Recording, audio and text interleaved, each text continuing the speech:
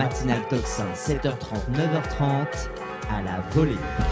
À la volée, donc je suis très heureuse de recevoir Santa De Peut. Bonjour. Santa De Peut bonjour, vous êtes journaliste pour Essentiel News, collaborant à plusieurs revues, Nexus, Néo Santé et d'autres, présidente de la section Children's Health Defense Europe, qui est présidée justement par Robert Kennedy Jr. Vous, aujourd'hui, vous allez nous parler notamment d'un des livres de Robert Kennedy Jr., Labo P4 One, que nous a-t-on caché, la terrifiante course aux armes biologiques.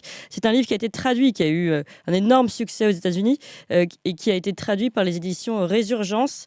Je vous montre ici la couverture. C'est un livre très, très, très important, très fouillé, très sourcé comme toujours, puisque je le rappelle, Robert Kennedy Jr. est avant tout avocat sur ces causes là de la sanitaire notamment. C'est comme ça d'ailleurs, Santa De Peut, que vous avez été amené à travailler avec lui. Vous allez nous expliquer tout ça. Et puis on reviendra sur ce sujet. Puis évidemment, on l'a entendu juste avant, on parlait de JF Kennedy et de son discours de 1961 et de son approche justement de vouloir, entre guillemets, lui aussi drainer le marais, parler vrai pour utiliser des expressions plus modernes. Eh bien, on a entendu encore hier ou avant-hier une vidéo de Robert Kennedy Jr. qui dit que lui aussi il veut drainer le marais, qui parle de collusion. Avant de vous donner la parole et de parler de Wuhan et des mensonges et plus généralement de son combat qui est le vôtre, je vous propose d'écouter un extrait également de Robert Kennedy, cette fois-ci Junior, et je vous fais la traduction en simultané. Tout le monde a entendu l'expression de Donald Trump. Il faut drainer le marais à Washington. Son instinct-là est parfait. Le problème est qu'il ne s'agit pas seulement d'individus corrompus, il s'agit de tout un système véreux. Il s'agit des agences fédérales, de lobbies, de think tanks, d'organismes de recherche. Il s'agit des universités, de l'éducation et des médias. Et ce sont des entreprises qui se sont emparées de ces agences pour en faire les marionnettes des industries qu'elles sont censées justement réglementer. J'ai passé 40 ans à poursuivre presque toutes les agences, les nombreuses industries, et je connais eh bien, le nom de ces agences, le nom de ceux qui les dirigent, les mauvais acteurs qui doivent être chassés. Je comprends les incitations perverses qui permettent un détournement total de ces agences, et je sais comment ce système est censé fonctionner pour protéger l'intérêt général. Et comment il fonctionne en réalité pour protéger les intérêts des industries réglementées. Je vais vous dire comment on fait. Et là, voilà, nous allons donner la parole aux lanceurs d'alerte. Nous allons agir, nous allons mettre fin au pantouflage, nous allons permettre au cadre de l'addition lobby d'entrer et de sortir de ce gouvernement. Voilà ce que nous allons faire avec Donald Trump. Et là, on voit Donald Trump apparaître dans cette image. On va s'arrêter là, voilà ce qui signifie drain the swamp. Alors, drainer le marais, c'est ce que fait en effet Robert Kennedy Jr. Tout le monde ne le connaît pas forcément très bien en France, Santa De Peut. Et vous avez travaillé pour Children's Health Defense. Est-ce que d'abord vous voulez bien nous expliquer ce que c'est que ce combat que vous avez mené avec lui? Oui, tout à fait. Voilà, en tout cas, merci de me recevoir. Je vais d'abord préciser que l'association en Europe a fermé. Et donc voilà, je n'en suis plus la présidente puisqu'il n'y a plus d'associations ici en Europe, ils ont tout réintégré aux États-Unis. D'accord. Je dirais qu'en fait, mon travail, ça a commencé avec les vaccins, l'autisme et la vaccination, Vaxt à Bruxelles avec Michel Rivasi, tout ça. Donc on était sur les mêmes sujets depuis un certain nombre d'années. J'ai eu l'occasion de le rencontrer en 2018. Et puis voilà, on était régulièrement en contact parce qu'en fait, il a tout un groupe, je dirais, de plusieurs centaines de lanceurs d'alerte, journalistes, experts, juristes, scientifiques, etc., avocats, bien entendu, puisqu'il est lui-même avocat. Oui. Qui l'entourent depuis pas mal d'années, notamment pour tout ce qui est soit le lobby, soit les activités donc vraiment proprement juridiques, les procès, etc. Puisqu'aux États-Unis, ils font des grands procès. Donc lui, il est un peu sur toutes les causes environnementales. Oui. Mais aussi, on va dire la 5G, tout ce qui est évidemment les médicaments, les vaccins, la pollution de l'air, etc. Donc, il y a énormément de sujets sur lesquels il travaille depuis longtemps. Et c'est pour ça, comme il dit, il a lui-même commencé finalement à se battre contre ces gros lobbies Qui les à connaît l'âge. de l'intérieur, finalement. Exactement. En fait, il a même, on va dire que quelque part, son combat personnel, il le raconte parfois, a commencé à l'époque où son oncle était président. Parce qu'il c'est vraiment un grand écologiste, on va dire, peut-être avant même que le mot écolo soit vraiment Hmm. introduit. Et donc, il s'est battu toute sa vie contre voilà, ces grandes corporations, c'est le cartel des empoisonneurs, comme l'appelle Eh ben, son ami. on va y arriver évidemment à ce cartel des empoisonneurs, mais seulement juste, je voulais vous demander sur cette annonce d'alliance avec Donald Trump et son slogan Make America Healthy Again. Évidemment, j'imagine que ça vous parle. Alors, oui, bah, disons évidemment, c'est vraiment la cause qui le motive et sur laquelle il est réellement sincère, parce que tout le monde se pose toujours beaucoup de questions sur voilà, qu'est-ce qui est de la politique, qu'est-ce qui est voilà, les hommes politiques font beaucoup de promesses en campagne et puis après c'est pas toujours ça derrière. Donc moi je peux vraiment témoigner que c'est quelqu'un qui est sincèrement motivé par cette cause. Et je le vois d'ailleurs, tout son staff, ce sont beaucoup des parents qui ont eu bah, des enfants, on va dire, handicapés ou abîmés par différents types de maladies, souvent liées à des médicaments ou à des facteurs environnementaux. Donc, je veux dire, on le sent, on l'entend parfois même, il a des trémolos dans la voix quand il en parle. Oui. Il est tout à fait sincère là-dessus, c'est vraiment son objectif principal. Maintenant, moi, j'ai plus de doutes sur Trump. Hmm. Alors, évidemment, on aurait souhaité que Bobby aille quelque part Jusqu'au bout. euh, Oui. jusqu'au bout de sa campagne. Maintenant, il est clair qu'on a vraiment fait, enfin, je veux dire, il a eu un courage extraordinaire. Je pense que ce qu'il a déployé depuis plus d'un an pour vraiment pouvoir alerter les Américains, pour être un candidat présidentiel qui peut faire un changement, on a bien vu à quel point le système bipartisan interdit d'une certaine manière de Un réellement candidat faire campagne. indépendant. Oui. Il n'y a pas d'égalité. C'est pas possible pour un candidat indépendant. Hmm. Donc voilà, je crois qu'à un moment, il s'est dit, est-ce que oui ou non, il peut vraiment encore essayer au moins de faire passer quelque chose au niveau de ce volet-là, voilà, d'améliorer la santé des enfants américains, tous les Américains en général, en se ralliant à Trump. Voilà, et c'est sûr que Trump va dire oui. Maintenant, bon, on ne sait pas très bien ce qui va se passer après les élections. Oui. Mais voilà, il y a aussi la guerre en Ukraine, c'est pas le sujet d'aujourd'hui, mais enfin, on sait qu'ils sont tous les deux quand même fortement opposés à la Hmm. guerre, alors que le démocrate est quand même nettement plus belliqueux, quoi. Oui. Donc, voilà. Ouais, en tout cas, non, mais c'est très intéressant et très intéressant de vous avoir, vous qui avez travaillé à ses côtés. Alors voilà, aujourd'hui, puisqu'on parlait tout à l'heure de conspiration, bah, ici, il est vraiment question d'une conspiration mondiale avec ce qui s'est passé à Wuhan. Que nous a-t-on caché? C'est en tout cas, comment dire, il y a clairement des investissements américains qui ont été faits et cette course, on le dit, aux armes biologiques. Est-ce que vous pouvez nous dire un petit peu plus? On n'aura pas le temps de décrire les 1 kilo du livre qui est devant nous, c'est extrêmement sourcé, mais ce que révèle un petit peu ce livre et le rôle des Américains dans ce laboratoire P4. Oui, alors écoutez, d'abord ce livre est vraiment, c'est vrai qu'on est un peu paniqué quand on voit la taille du livre, mais ça se lit, enfin en tout cas moi je trouve que ça se lit vraiment comme un roman. Et en même temps, il doit y avoir près de 2000 références peut-être, je ne sais pas, mais c'est Ouais. extrêmement documenté, comme ce qu'il fait toujours. Ce qui est bien, c'est que dans une première partie, je veux dire, il dresse vraiment l'histoire de la course aux armements Pour les biologiques Américains, oui. pour les Américains, bien entendu, mais qui ont récupéré, on s'aperçoit qu'ils ont très tôt après la guerre, immédiatement, on va dire, il y a tout de suite eu la guerre froide qui s'est enclenchée, hein, voilà, en tout cas, toute on va dire, la guerre froide contre les Russes. Donc, ils ont récupéré à la fois les scientifiques allemands, on le savait plus ou moins aujourd'hui, avec ce qu'on a Paperclip, appelé oui. Paperclip, etc.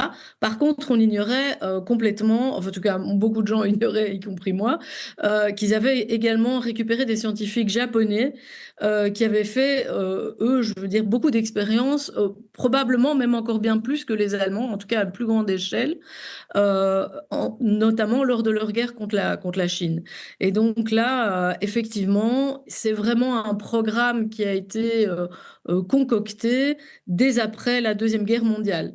Donc, alors, ce qui est intéressant, c'est de voir comment finalement le département de la recherche militaire, c'est tout de suite finalement lié à la santé publique. C'est-à-dire très vite, et là c'est clair que Anthony Fauci, dont on a quand même entendu parler, puisque c'était Monsieur Covid aux Oui. États-Unis, et on peut dire que c'est probablement avec Bill Gates l'homme le plus influent au niveau de la santé mondiale.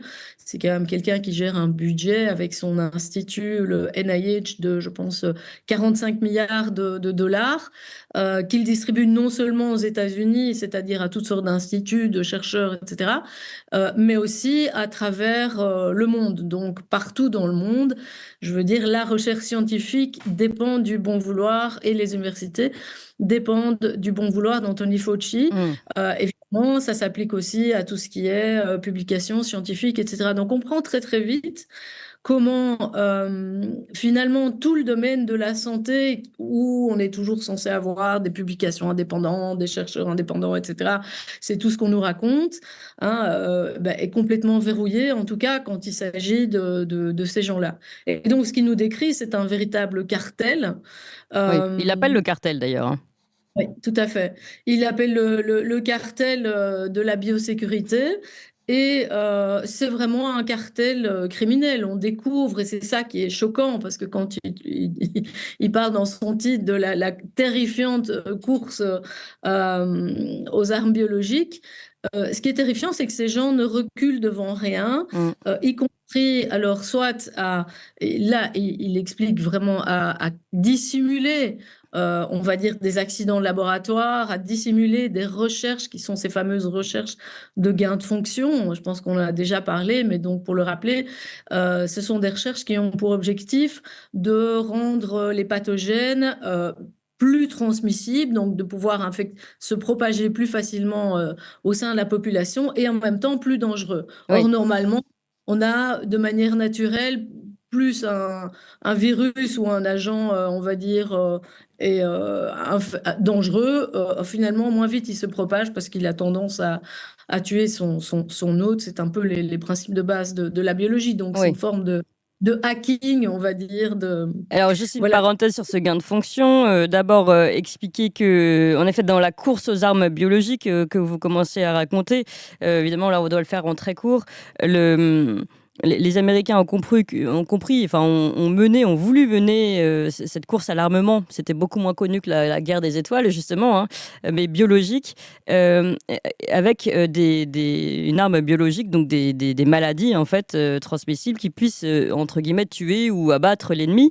D'ailleurs, ce qu'explique Robert Kennedy Jr., c'est que dès le début, on comprend que si on veut abattre l'ennemi avec une maladie, il serait peut-être bien que sa propre population ne soit pas elle-même abattue. Donc pour ça, comment faire? Eh bien, c'est pour ça que dès le début, l'industrie du vaccin est liée à l'industrie, comment dire, de la biosécurité ou de la défense, si on peut l'appeler comme ça, mais en fait de ces armes biologiques. Donc les armes biologiques sont liées au développement des vaccins dès le début, c'est ce qu'il explique. Oui. Oui, oui, ah, mais tout à fait. Et ça, c'est vraiment, et puis c'est quand même, il y a une fameuse industrie du vaccin derrière. Alors, il n'y a pas que le vaccin, on a vu le Mm. remdesivir, etc., toutes entre guillemets, mesures de lutte. Mais il est clair que vacciner toute la planète, ça rapporte énormément. Donc, c'est toujours systématiquement lié parce qu'ils ont fait tous ces exercices de simulation des pandémies.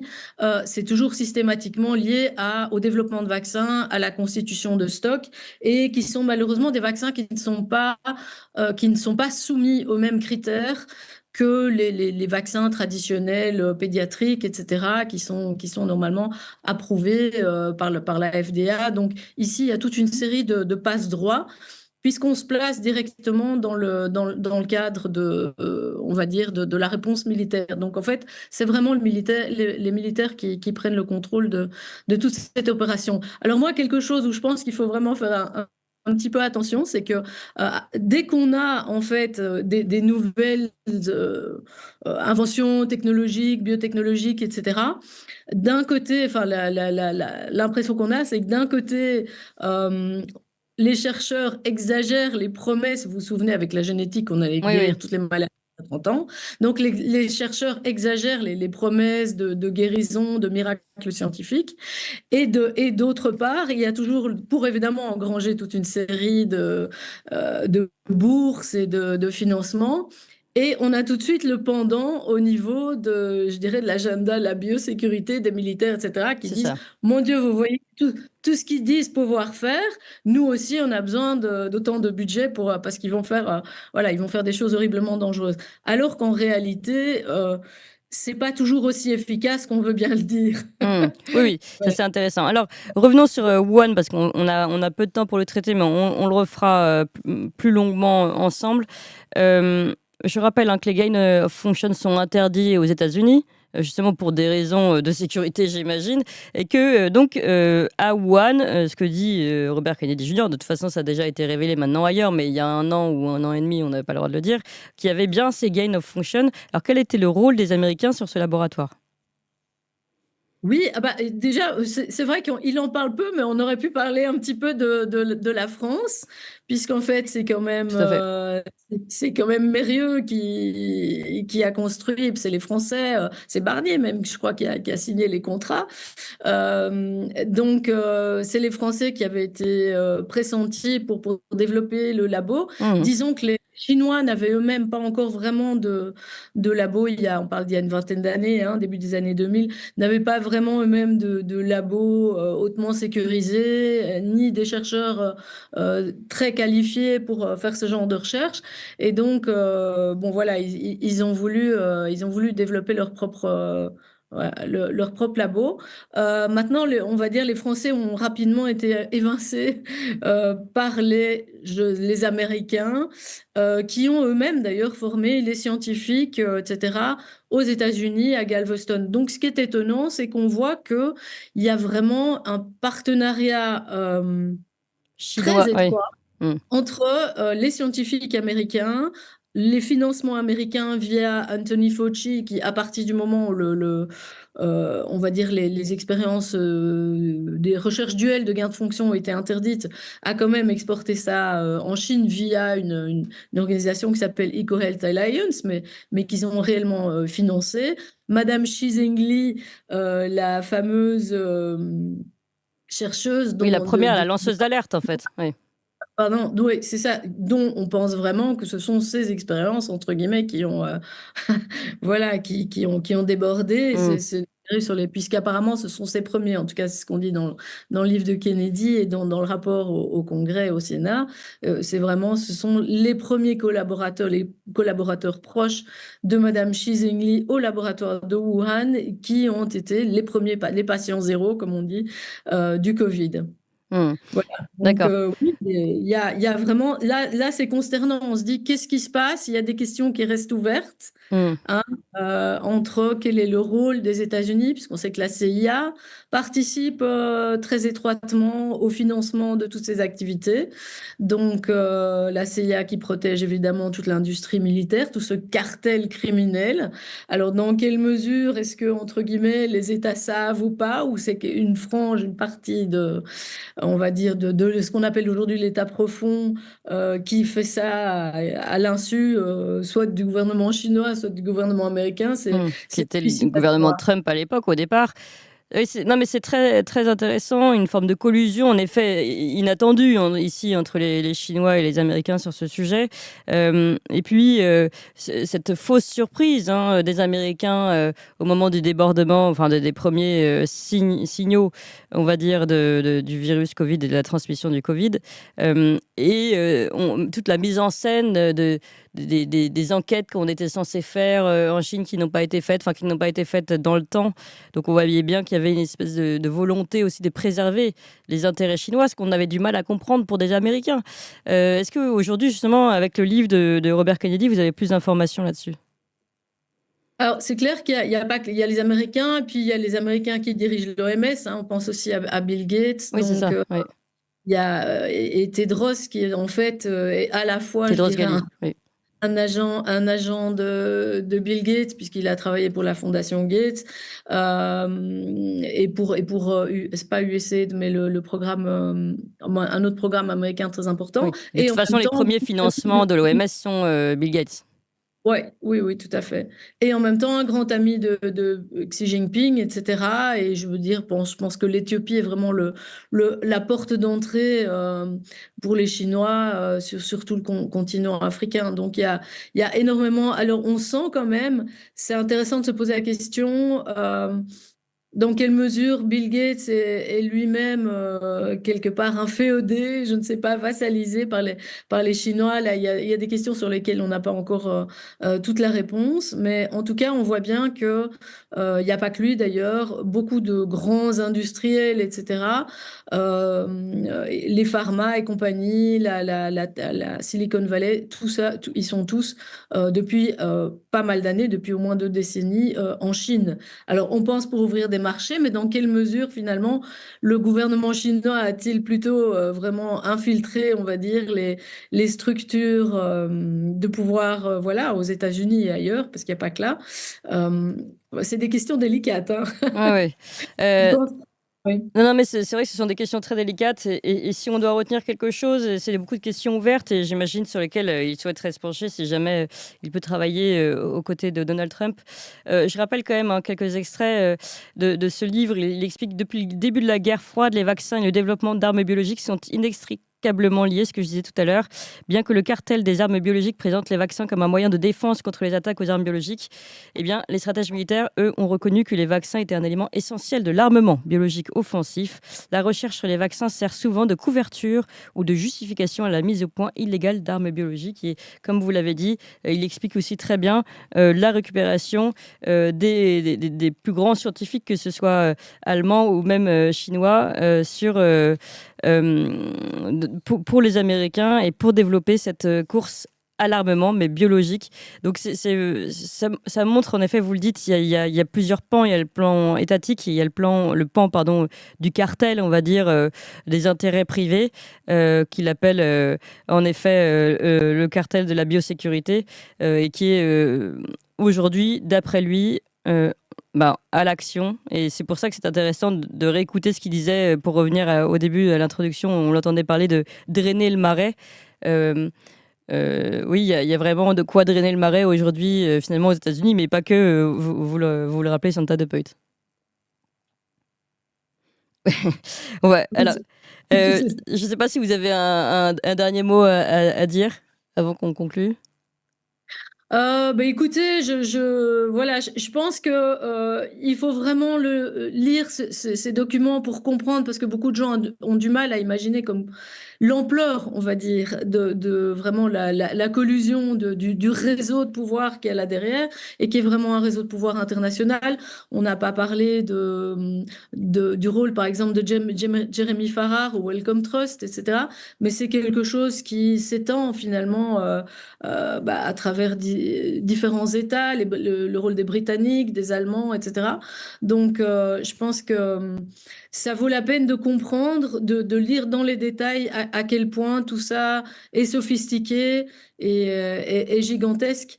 Donc voilà, je pense que Robert Kennedy a fait un gros travail là-dessus. Maintenant, il faut pas être terrifié. Je crois, j'avais fait une interview il n'y a pas si longtemps de Martin Zizi, que vous connaissez Oui, peut-être, qui a été un tout à grand fait. expert Ouais. au Conseil de sécurité de l'ONU, justement, dans ce qui est tout ce qui est armes chimiques ou de destruction Biologie, massive, oui. ou biologique.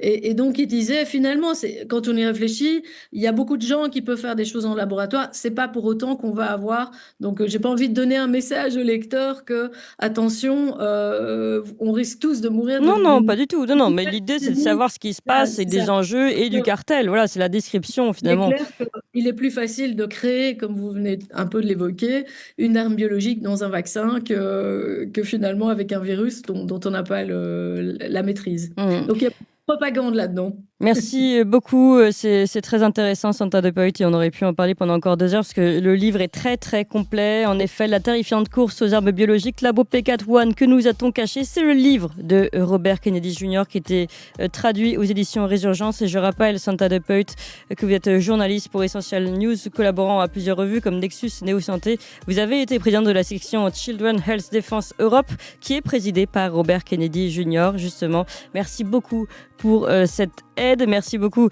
pour ces informations également sur Robert Kennedy Jr. Et puis nous